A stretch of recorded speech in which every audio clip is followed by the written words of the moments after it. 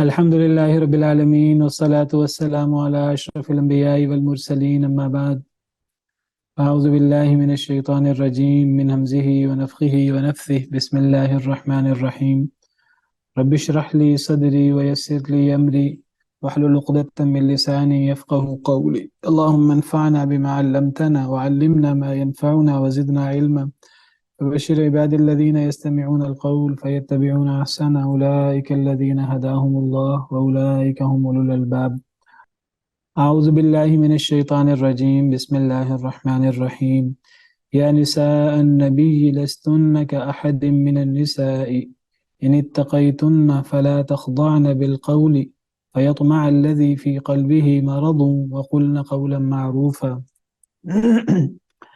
یا نساء النبی، اے نبی کی بیویوں، لستن کأحد من النساء، نہیں ہو تم کسی ایک کی طرح عورتوں میں سے، ان اتقیتن، اگر تم اللہ سے ڈرو،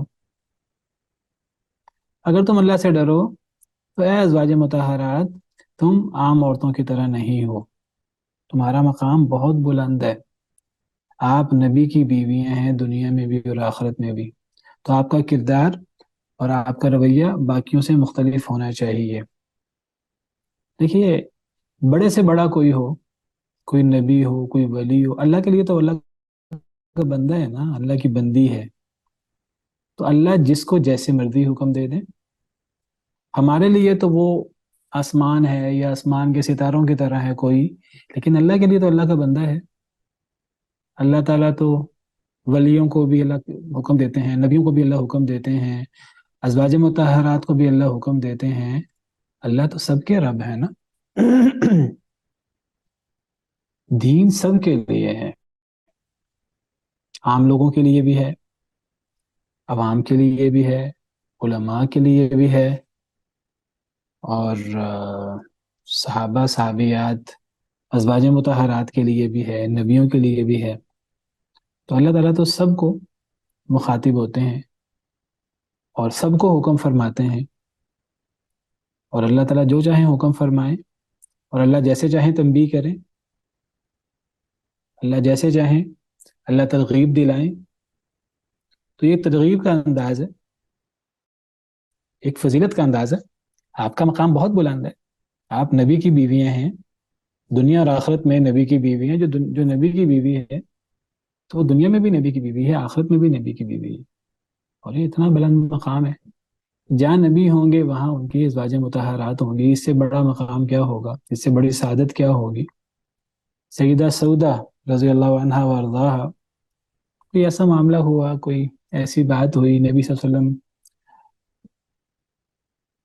کو کوئی چیز اچھی نہ لگی، نبی صلی اللہ علیہ وسلم نے علیحدگی اختیار کرنا چاہی، وہ بوڑھی بھی ہو چکی تھی، تو وہ عرض کرنے لگی، اللہ کے رسول آپ مجھے اپنے سے الگ نہ کریں، آپ مجھے اپنی بیوی باقی رہنے دیں، میں اپنی باری اپنا حق چھوڑتی ہوں۔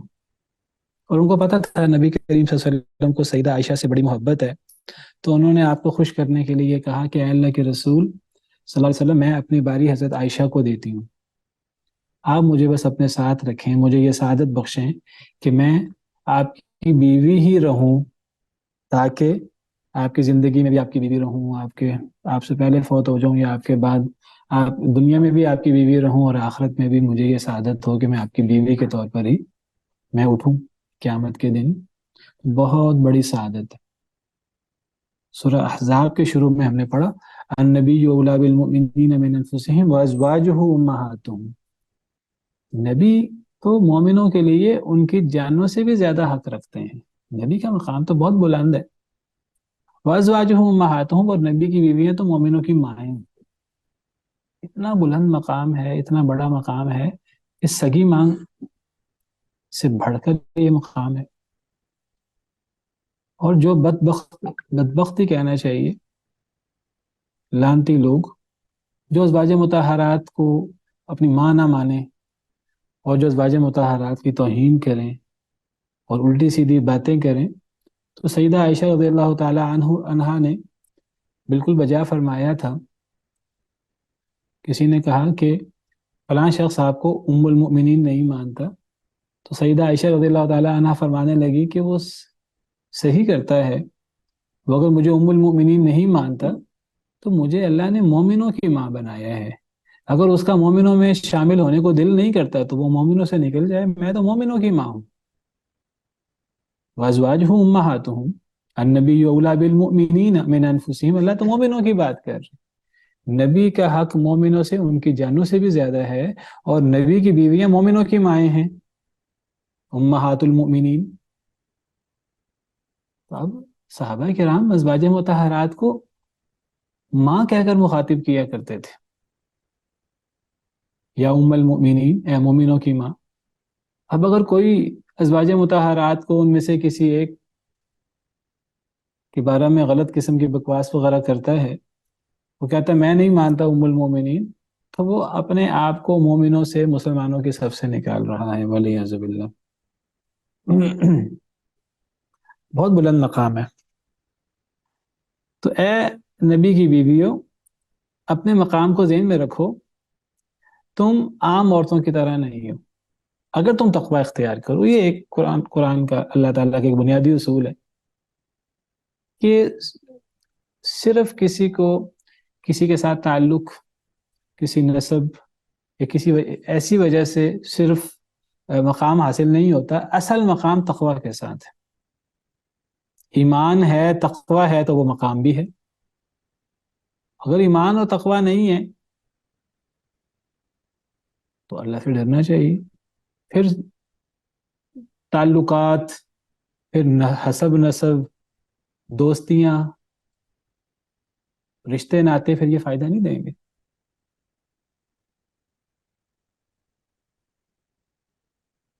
کیا حدیث مبارکہ ہے، نبی صلی اللہ علیہ وسلم نے فرمایا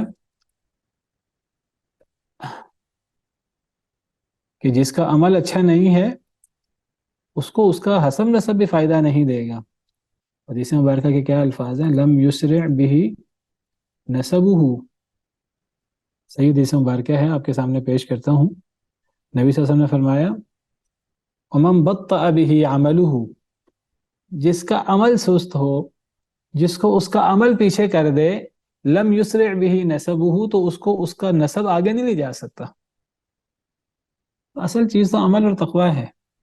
ہاں باقی عمل اور تقوی ہے، اگر ایک عام مسلمان ہے اس کے اندر بھی عمل اور تقوی ہے، اور ایک کوئی مقام کسی کو ملتا ہے، ازواج مطہرات ہیں، اہل بیت ہیں، یا کوئی اس طرح کا مقام ہے، تو اگر وہ ایمان تقوی میں برابر ہیں تو ازواج مطہرات کا مقام بہت بلند ہے، اہل بیت کا مقام بہت بلند ہے، لیکن ایمان اور تقوی پہلے ہونا چاہیے۔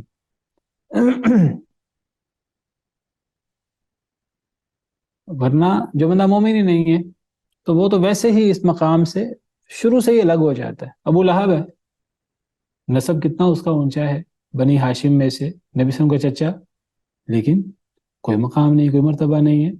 اور اس کے بارے میں سورت نازل ہوئی، تبت یدا ابی لہب وتب، اللہ نے جہنم کی وحی سنائی اس کو بھی، اس کی بیوی کو بھی۔ نبی صلی اللہ علیہ وسلم نے فرمایا سیدہ فاطمہ رضی اللہ تعالی عنہا سے کہ اے فاطمہ عمل کر لو، میں قیامت کے دن تمہیں کوئی فائدہ نہیں دے سکوں گا، مجھ سے جو لینا ہے دنیا میں لے لو، قیامت کے دن میں تمہیں کوئی فائدہ نہیں دے سکوں گا۔ لا اغنی عنک من اللہ شیئا، اللہ کے اللہ اللہ کے پاس میں تمہیں کوئی فائدہ نہیں دے سکتا۔ حضرت صفیہ اپنی پھوپھی کو آپ نے فرمایا، اپنے چچا کو آپ نے فرمایا، دیگر صحابہ کرام کو آپ نے یہ بات فرمائی۔ تو یہ اسلام کا بنیادی اصول ہے کہ اصل چیز ایمان اور تقوی ہے، باقی فضائل اس کے بعد ہیں۔ تو اے نبی کی بیویوں، تم عام عورتوں کی طرح نہیں ہو اگر تم اللہ سے ڈرتی رہو۔ فلا تخضعن بالقول، تو تم بات میں پستی نہ لاؤ، بات میں اس طرح کا لوچ اور اس طرح کی عاجزی نہ لاؤ، فیطمع الذی فی قلبہ مرض، کہ امید لگا بیٹھے وہ شخص جس کے دل میں مرض ہے۔ جو بندہ ہوس کا اور غلط چیز کا شکار ہے، تو عورت اگر بات کرے گی، میٹھی آواز میں بات کرے گی، اللہ نے عورتوں کی آواز کو بھی خوبصورت بنایا ہوتا ہے، مردوں کے لیے فتنہ ہوتا ہے، اور اگر عورت جو ہے وہ زیادہ دھیان کر کے بات کرے گی اور لوچ دار آواز میں بات کرے گی اور آواز میں مٹھاس بھر کے بات کرے گی تو مرد فتنے کا شکار ہو جائیں گے، خاص طور پہ وہ لوگ جن کے دلوں میں مرض ہے۔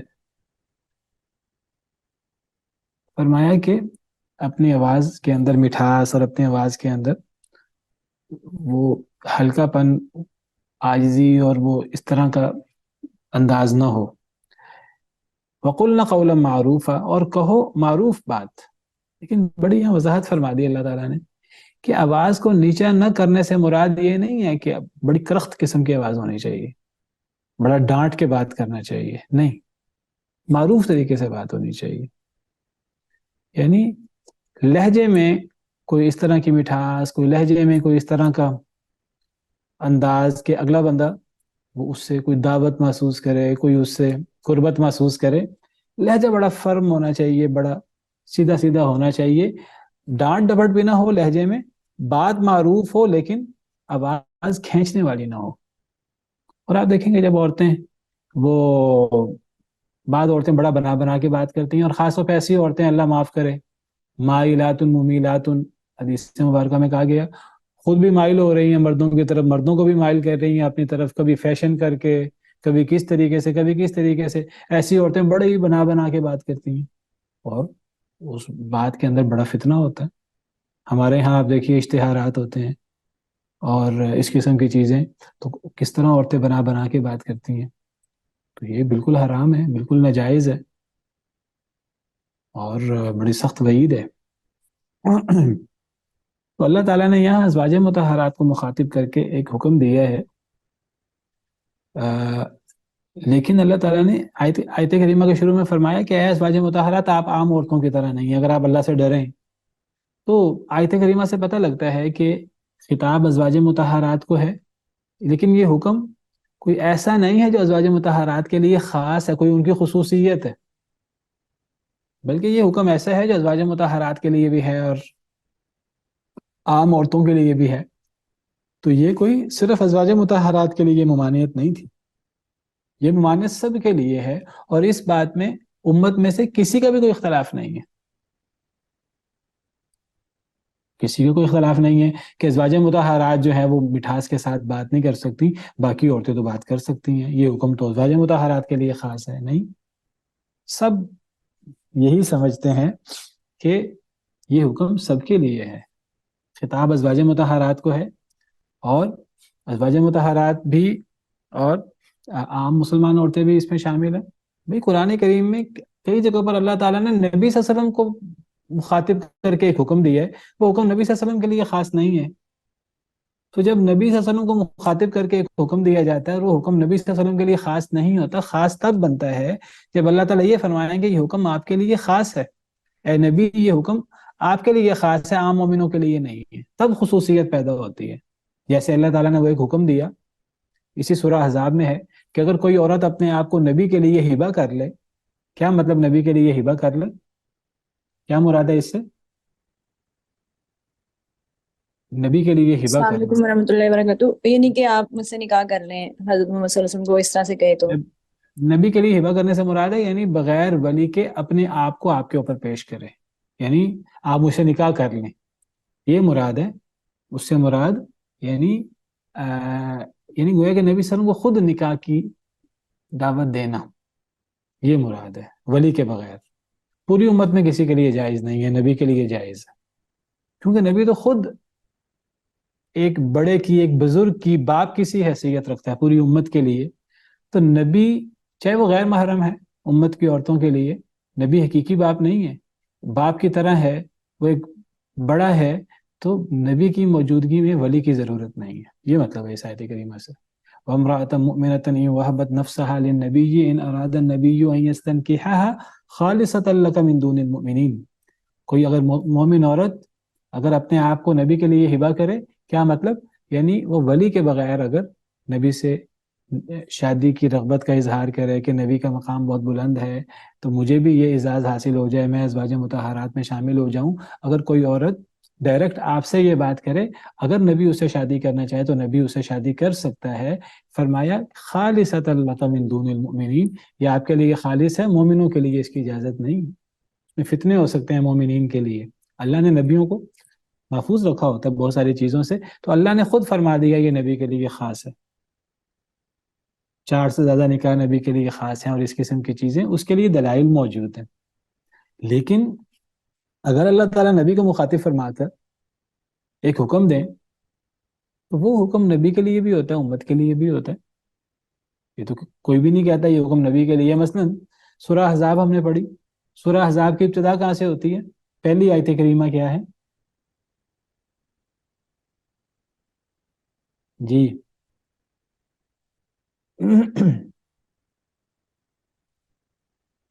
اصل میں اس لیے وضاحت کر رہا ہوں، کل جو سوال ہوا تھا نا، پھر وقت ختم ہو گیا تھا، نعمان صاحب نے جو سوال کیا تھا، میں اصل میں اس کی وضاحت کر رہا ہوں.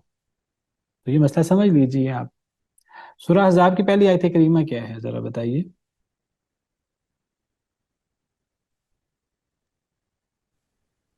دیکھ کے بتانا پڑے گا سلمان. آپ تو حافظ ہیں راشد صاحب. میں حافظ ہوں؟ اللہ آپ کی زبان مبارک کرے ایسا ہو جائے. آپ حافظ نہیں ہیں، میں تو آپ کو حافظ سمجھتا رہا. اللہ تعالیٰ آپ کو حافظ بنائے. نہیں، آمین ثم آمین. اچھا اچھا، میں تو سمجھتا رہا آپ حافظ ہیں. چلیں بتائیے پہلی آیت کریمہ کون سی ہے؟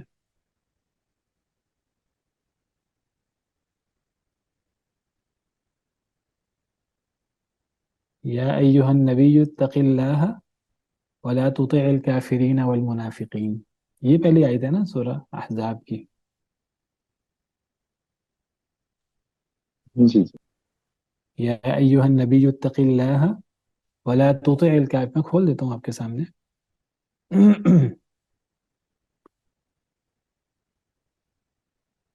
سورہ احزاب. جی، تو نبی کریم صلی اللہ علیہ وسلم کو مخاطب کر کے کیا حکم دیا اللہ نے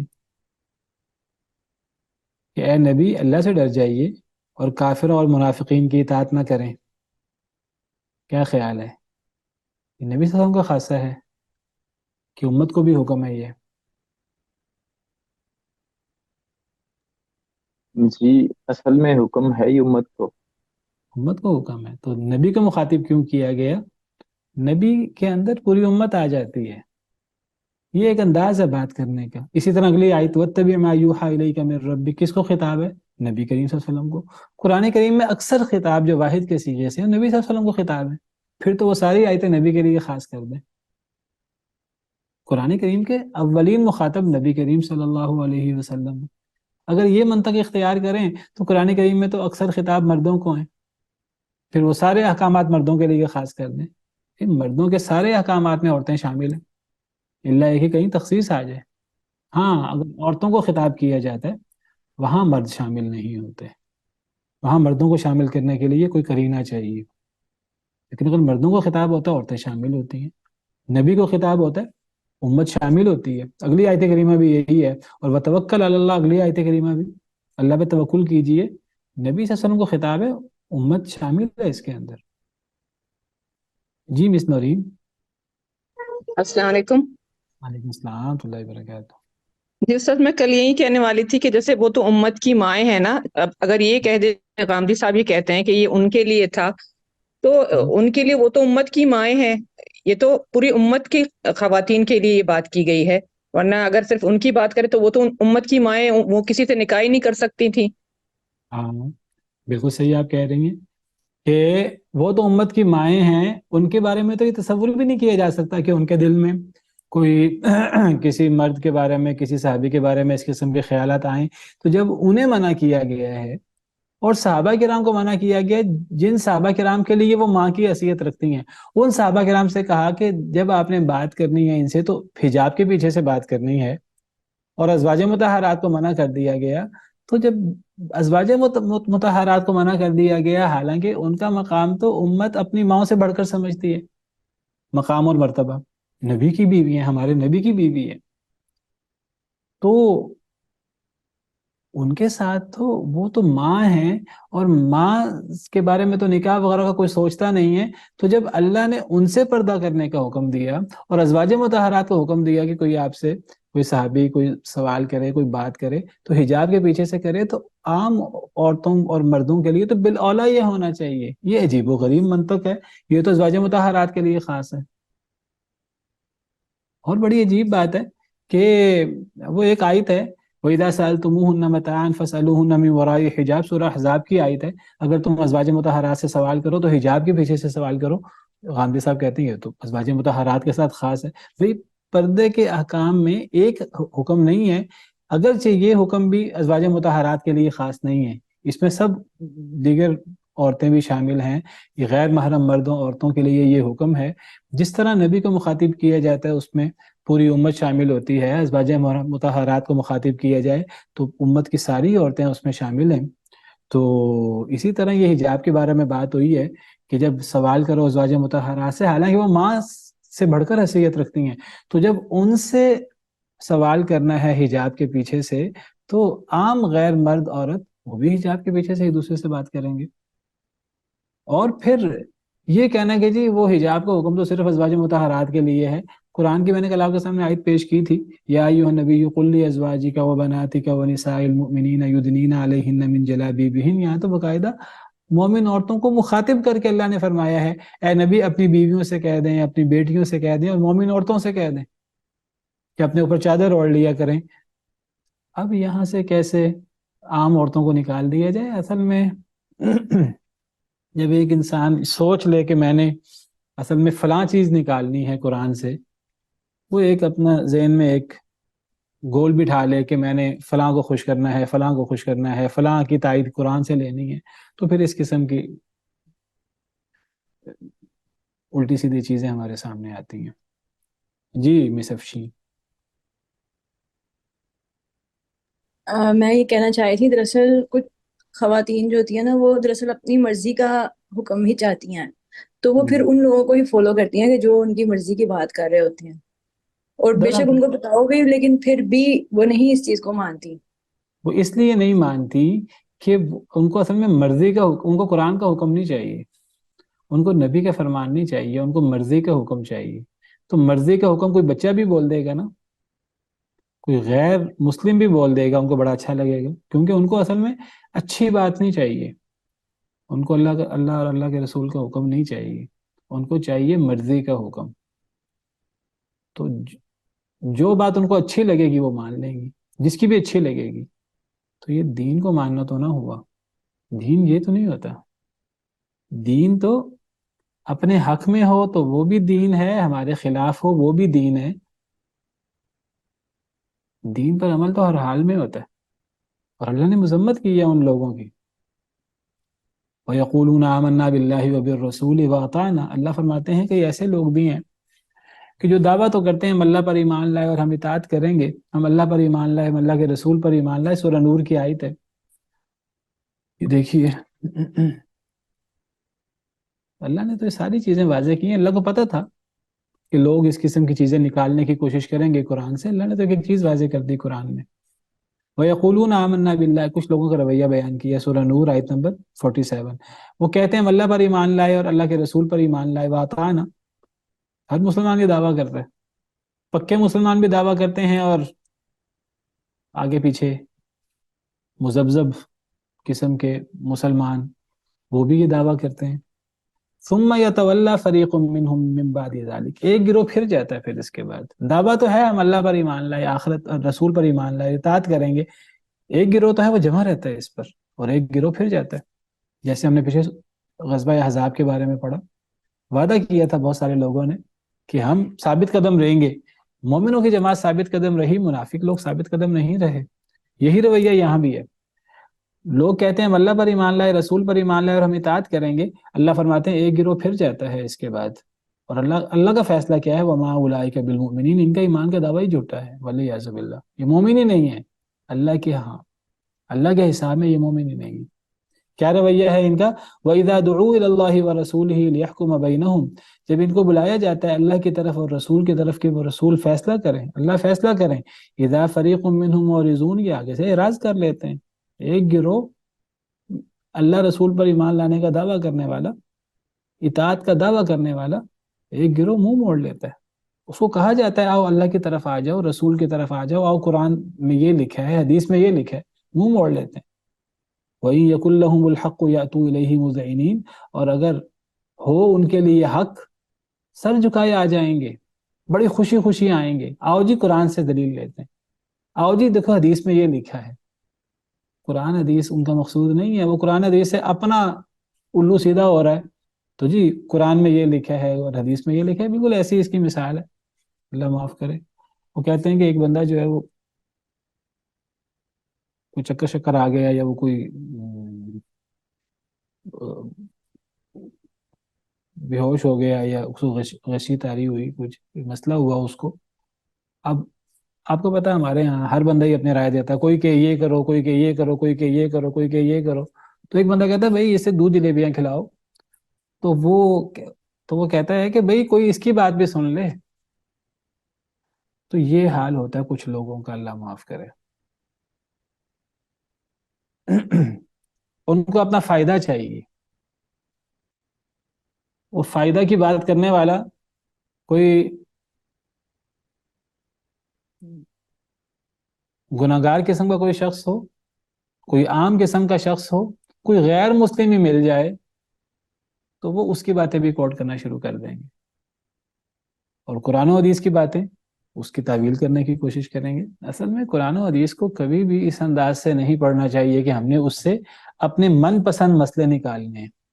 جو بندہ قرآن و حدیث سے من پسند مسئلے نکالنے کی کوشش کرتا ہے وہ کھینچ کھانچ کے نکال تو لیتا ہے، لیکن اللہ کا فیصلہ اس کے بارے میں یہ ہے کہ وما اولئک بالمؤمنین، یہ لوگ صرف دعوے کی حد تک اللہ پر ایمان رکھتے، رسول پر ایمان رکھتے ہیں، اور دعوے کی حد تک یہ اللہ رسول کی اطاعت کرتے ہیں۔ اللہ فرماتے ہیں یہ مومن نہیں ہے۔ مومن کون ہوتا ہے؟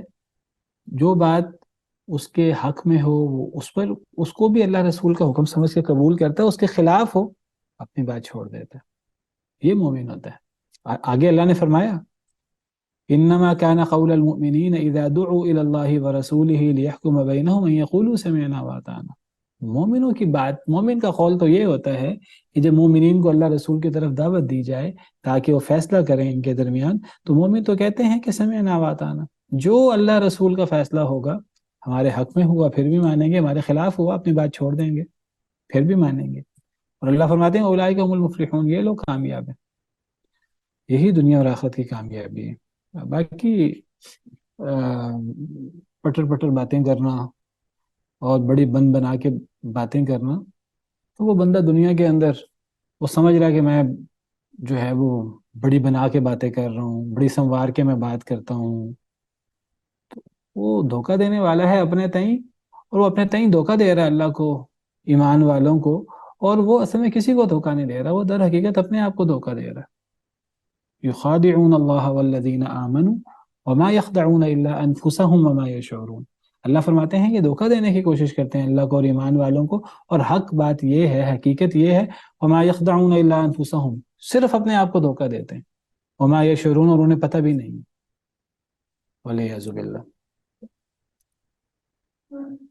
تو خیر اسی میں ہی ہے کہ بندہ اللہ رسول کی بات مان لے، ان کے حکم کے سامنے سر جھکا لے۔ اور آیت کون سی پیش کرتے ہیں؟ آیت یہ پیش کرتے ہیں لستن کاحد من النساء۔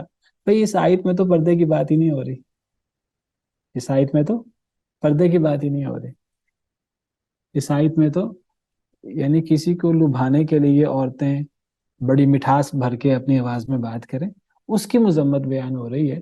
ایسا نہیں کرنا چاہیے، عورتوں کو درمیانی سی بات کرنی چاہیے، معروف بات کرنی چاہیے، اور یہ حکم ازواج مطہرات کے لیے بھی ہے اور یہ حکم عام عورتوں کے لیے بھی ہے۔ جس طرح نبی کو خطاب کیا جاتا ہے اور وہ حکم نبی کے ساتھ امت کے لیے بھی ہوتا ہے، یہاں اگرچہ ازواج مطہرات کو خطاب ہے، یہ حکم ازواج مطہرات کے ساتھ عام مومن عورتوں کے لیے بھی ہے۔ اور اسی طرح اگلے احکام بھی وَقَرْنَ فِي بُيُوتِكُنَّ، اور ٹھہری رہو فی بیوتکن، اپنے گھروں میں، اپنے گھروں کو لازم پکڑ لو، اب خطاب تو ازواج مطہرات کو ہے، یہ خطاب ازواج مطہرات کے لیے اور ان کے واسطے سے مومن عورتوں کے لیے بھی خطاب ہے، سب کے لیے یہ خطاب ہے، اللہ یہ کہ کہیں کوئی خصوصیت آ جائے، یہاں تو خصوصیت کی بات ہی نہیں ہے۔ اور لازم پکڑ لو اپنے گھروں کو، اپنے گھروں میں قرار سے رہو، اپنے گھروں میں ٹھہری رہو۔ وَلَا تَبَرَّجْنَ تَبَرُّجَ الْجَاهِلِيَّةِ الْأُولَى، اور نہ بناؤ سنگار کرو، بناؤ سنگار کرنا پرانی جاہلیت کی طرح کا۔ وَقَرْنَ فِي بُيُوتِكُنَّ، یہ قرن کون سا صیغہ ہے؟ امر کا ہے استاذ؟ امر کا ہے؟ اصل میں کیا تھا یہ؟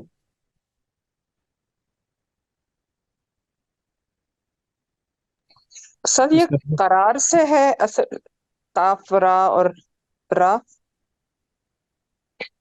تو پھر کیا ہوا؟ اصل کیا تھا اور یہ کیسے بنا؟ واو قاف را، یہ واو اور کے معنی میں نہیں ہے؟ سر یہ اور کے معاملے اس میں ہے، کیونکہ یہ واو وقر وہ تو بوجھ والا ہوتا ہے نا، ہم، یہ قرار پکڑنے کے اس میں ہے کہ اپنے گھروں میں قرار پکڑو، ہم۔ بیٹھی رہو۔ جی مس افشین، آپ کہہ رہی ہیں واو قاف را سے ہے، کیا انہوں نے قرار دیا ہے؟ اس کیا کہتے ہیں، اس کا اصل کیا ہے؟ فعل امر ثلاثی مجرد، قاف را را۔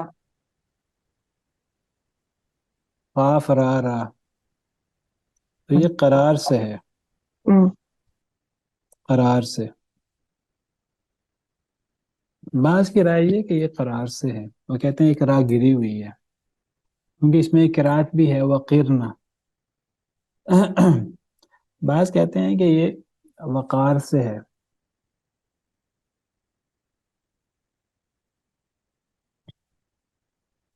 وہ کہتے ہیں اس کا شروع کا واو گرا ہوا ہے، مثال ہے یہ۔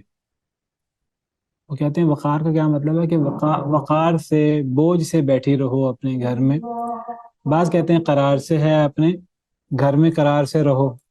تو اس کے بارے میں دو رائے ہیں، ایک رائے ہے کہ یہ قرار یا قرارو، یہ قرار نہ ہے اصل میں،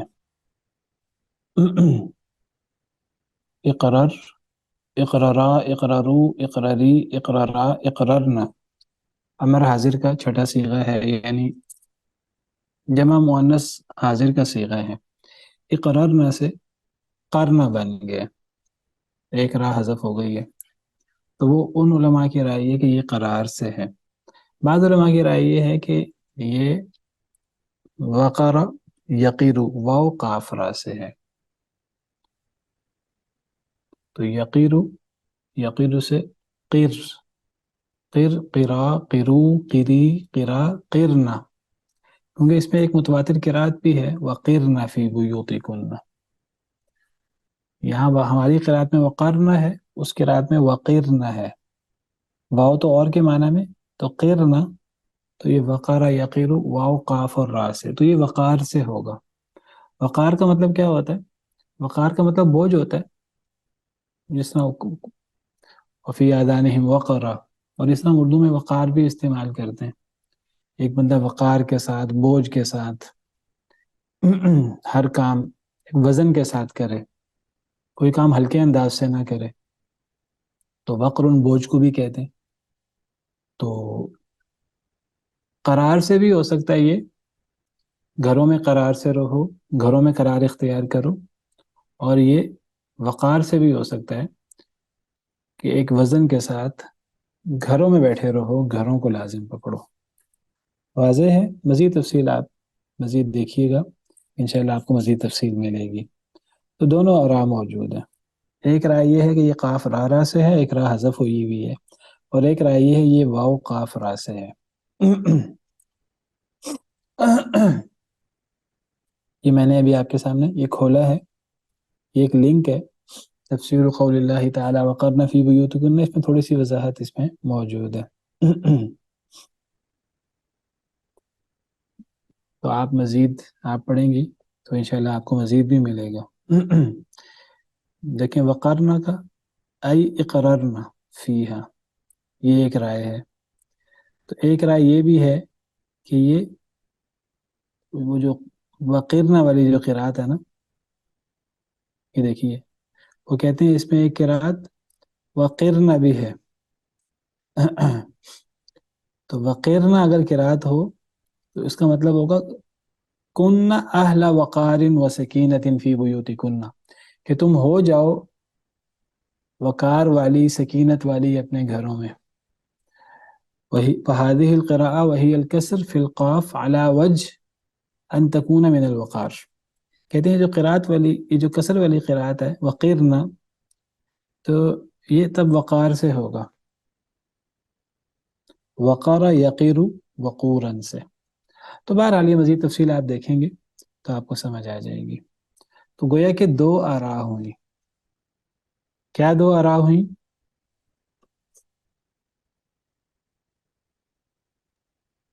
ایک وقر والی ہے استاد، ایک کاف را را والا.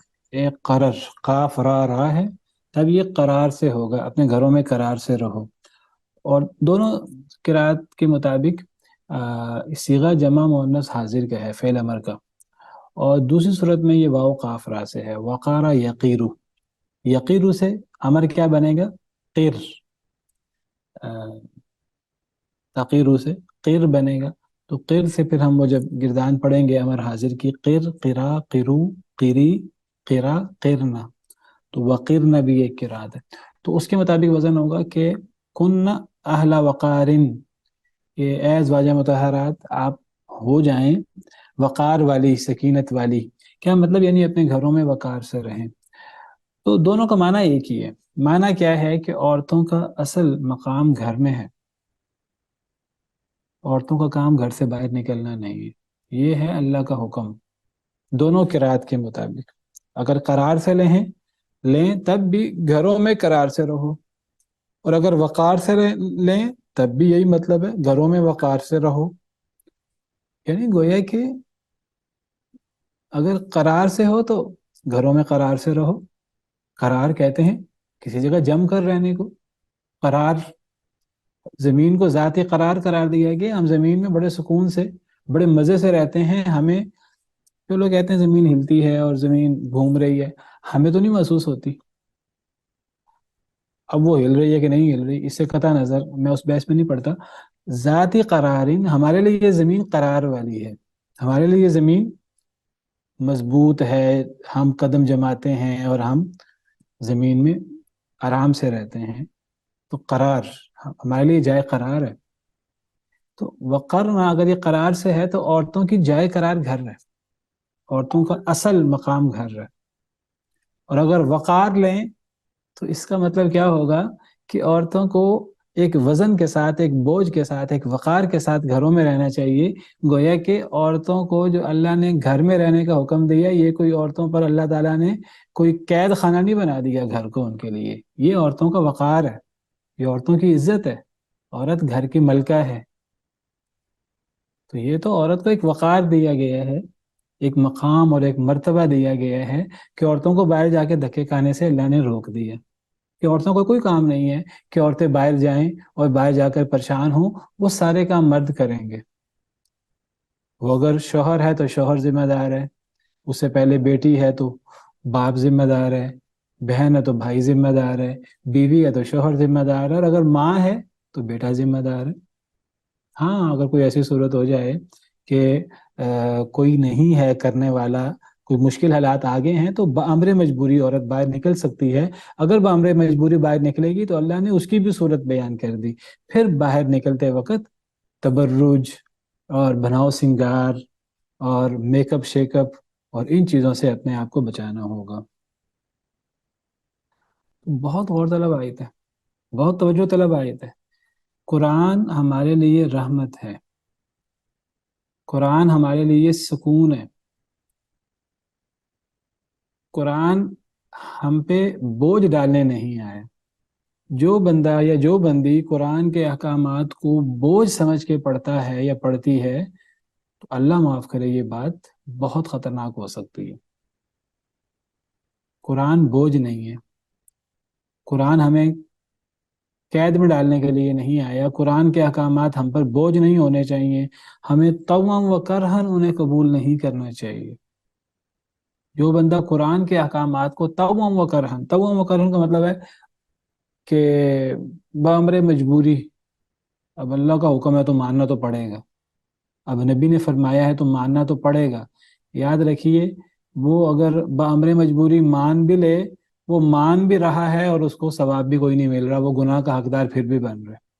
یہ بالکل ایسے بات ہے جیسے اللہ تعالیٰ نے فرمایا قرآن کریم میں فَلَا وَرَبِّكَ لَا يُؤْمِنُونَ حَتَّى يُحَكِّمُوكَ فِي مَا شَجَرَ بَيْنَهُمْ ثُمَّ لَا يَجِدُوا فِي أَنفُسِهِمْ حَرَجًا مِّمَّا قَضَيْتَ وَيُسَلِّمُوا تَسْلِيمًا. اللہ قسم کھا کر فرماتے ہیں کہ اے نبی صلی اللہ علیہ وسلم، آپ کے رب کی قسم، یہ اس وقت تک ایمان والے نہیں ہو سکتے حتیٰ کہ یہ اپنے جھگڑوں میں آپ کو فیصل نہ بنا لیں. اور صرف نبی کو فیصل بنانا کافی نہیں ہے، صرف نبی سے فیصلہ کروا دینا طوعا و کرہن وہ کافی نہیں ہے. ثم لا يجدوا في انفسهم حرجا مما قضيت، قسم پیچھے سے چلی آ رہی ہے، گویا کہ اللہ قسم کھا کر فرماتے ہیں پھر وہ دل سے اس کو تسلیم نہ کر لیں. یعنی صرف اللہ رسول کے حکم کو ماننا طوعا و کرہن کافی نہیں ہے، دل سے اس کو تسلیم کرنا ضروری ہے، ایمان کا تقاضا ہے. اللہ نے قسم کھا کر فرمایا ہے جو بندہ دین کے احکامات کو بوجھ سمجھتا ہے، قرآن کے احکامات کو بوجھ سمجھتا ہے، نبی کے فیصلے کو، نبی کے حکم کو، حدیث کو، قرآن کی آیت کو بوجھ سمجھتا ہے، وہ سمجھتا ہے قرآن میں اللہ یہ فرما رہے ہیں اور پھر اس کو بوجھ سمجھتا ہے، تو اللہ معاف کرے یہ چیز ایمان کے منافی ہے. اللہ کے احکامات ہماری فلاح و بہبود کے لیے، ہماری رحمت کے لیے، ہمارے لیے رحمت ہے. طٰہٰ مَا أَنزَلْنَا عَلَيْكَ الْقُرْآنَ لِتَشْقَىٰ، اللہ نے آپ پر قرآن اس لیے نہیں اتارا کہ آپ مشکل میں پڑ جائیں. إِلَّا تَذْكِرَةً لِمَن يَخْشَىٰ، یہ تو نصیحت ہے اس کے لیے جو ڈر جائے. اور قرآن تو اللہ نے بطور رحمت نازل کیا ہے. وَنُنَزِّلُ مِنَ الْقُرْآنِ مَا هُوَ شِفَاءٌ وَرَحْمَةٌ لِلْمُؤْمِنِينَ، ہم قرآن کی آیتیں نازل کرتے ہیں اور قرآن میں اللہ نے شفا رکھی ہے، رحمت رکھی ہے ایمان والوں کے لیے. وَلَا يَزِيدُ الظَّالِمِينَ إِلَّا خَسَارًا، ظالموں کو یہ خسارہ بڑھاتا ہے قرآن، ظالموں کو اس میں خسارہ، نقصان نظر آتا ہے، بوجھ نظر آتا ہے ظالموں کو. ایمان والوں کو ایسا نہیں ہوتا. تو قرآن کے حکم کو چوم چاٹ کے لینا چاہیے، اللہ کے حکم کو، رسول کے حکم کو دل کی خوشی سے قبول کرنا چاہیے اور اسے بالکل بوجھ نہیں سمجھنا چاہیے. میری کسی سے عورت سے بات ہو رہی تھی تو میں نے اس سے کہا کہ عورت کو گھر کی ملکہ بنایا گیا ہے، عورت کا اصل مقام گھر میں ہے. مجھ سے جھگڑنا شروع ہو گئی کہ نہیں آپ ہمیں گھر میں قید کرنا چاہتے ہیں، مولوی یہ چاہتے ہیں، مولوی وہ چاہتے ہیں. میں نے کہا مولوی تو نہیں چاہتے، وقرن فی بیوتکن، کسی مولوی کا حکم تو نہیں، اللہ کا حکم ہے. تو اس کو کھلے دل کے ساتھ لینا چاہیے اور اس کو اپنی عزت اور احترام سمجھنا چاہیے. جی مس افشی.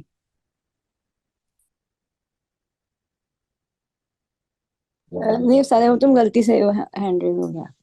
اچھا اچھا، تو وقرن فی بیوتکن کے دونوں معنی، اپنے گھروں میں قرار سے رہو یا اپنے گھروں میں وقار سے رہو. پتہ لگا عورت کا گھر میں رہنا جیل نہیں ہے، وقار ہے، عزت ہے.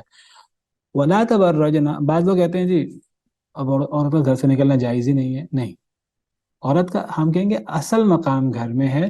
اسی آیت میں گھر سے نکلنے کی اجازت مل رہی ہے بامر مجبوری، وہ یہ ولا تبرجنا تبرج الجاہلیت الاولی، یہ بامر مجبوری. یعنی مطلب کیا ہوا، اگر آپ کو نکلنا پڑے مجبوری میں، کوئی ضرورت پڑ جائے بیماری کے لیے، علاج کروانے کے لیے، گھر میں کوئی کمانے والا نہیں ہے تو کمانے کے لیے، کسی ضرورت کے لیے بامر مجبوری نکلنا پڑ جائے، تو پھر کیسے نکلنا ہے؟ ولا تبرجنا، پھر تبرج کہتے ہیں، بروج عربی زبان میں کہتے ہیں ستاروں کو، چراغوں کو، اپنے آپ کو نمایاں کرنے کو. قرآن کریم میں ستاروں کو بروج کہا گیا ہے. تبارک الذی جعل فی السماء بروجا، بابرکت اللہ وہ ذات جس نے آسمانوں میں ستارے بنائے. تو بروج ستارے. تو تبرج یعنی خود نمائی اور تبرج بناؤ سنگار. تو بناؤ سنگار نہ کرو پرانے زمانے کی جاہلیت کی عورتوں کی طرح. چلیں نماز کا وقت ہو گیا ہے، باقی انشاءاللہ آئندہ. سبحان ربک رب العزت عما یصفون وسلام علی المرسلین والحمد للہ رب العالمین.